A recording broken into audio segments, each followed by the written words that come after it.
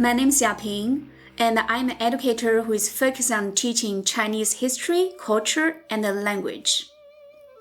I'm from a small town called Pingyao, which has 2,800 years history. It is also a world popular town which attracts people to visit every year. I graduated from Beijing Language and Culture University, and I have 8 years teaching experience at college and elementary school in Beijing, China, and the United States. We are looking at the Tengwang Ge Jar from the Qing Dynasty during the reign of Emperor Kangxi in 1720. I would like to have you to look at this porcelain closely with me. The vase is symmetrical and nearly perfect shape.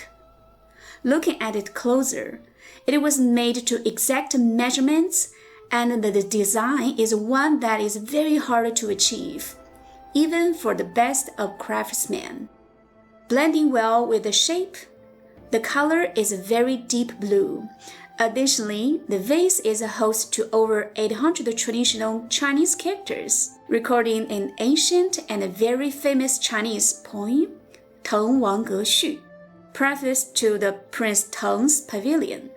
Tengwang Ge Jar was written by Wang Bo, a poet who lived around 650 to 676 during the Tang Dynasty, one of the Chinese golden ages.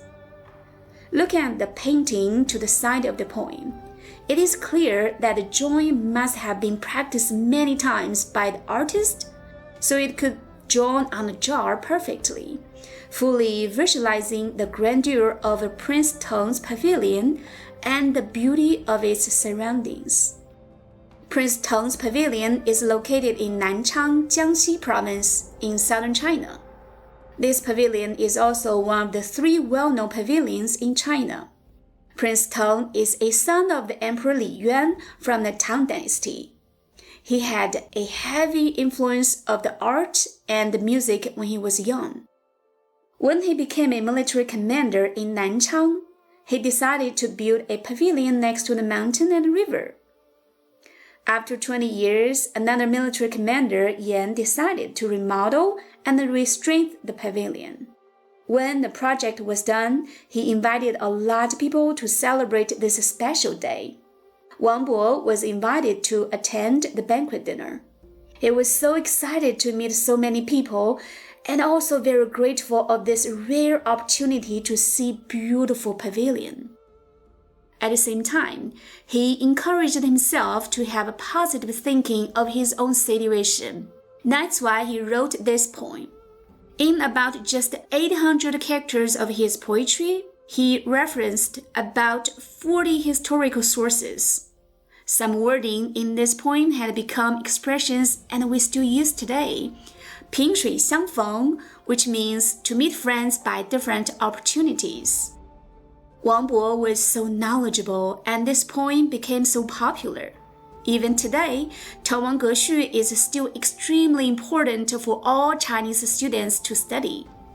In fact, I still remember when I was a student in elementary school, my teacher practiced with us so many times that we could recount Wang Bo's story vividly. Here is a piece from it. 落霞与孤鹜齐飞, 秋水共长天一色, which means a lone duck flying under the rosy sunset sky, waters of autumn blended into the same colors of distant skies. You can tell from the painted image that Wang Bo could see the people's beautiful life from the perspective of being at the pavilion. There are mountains, trees, rivers, boats, birds, and people's houses scattered around. It was most certainly a beautiful view for him to see, and it must have been a very lucky day for him to meet up with his friends. Moving on, the painting is very unique, showing us half Chinese characters and half landscape, demonstrating the artist's vast knowledge of language and art. And even today, I'm very surprised by the skill of the technique. Chinese porcelain has over 1,800 years history. Eventually, Emperor Kangxi fell in love with porcelain and he began to hold high standards for porcelain making.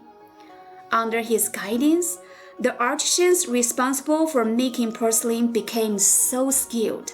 This is a rare and fascinating piece, and I have never seen anything like this.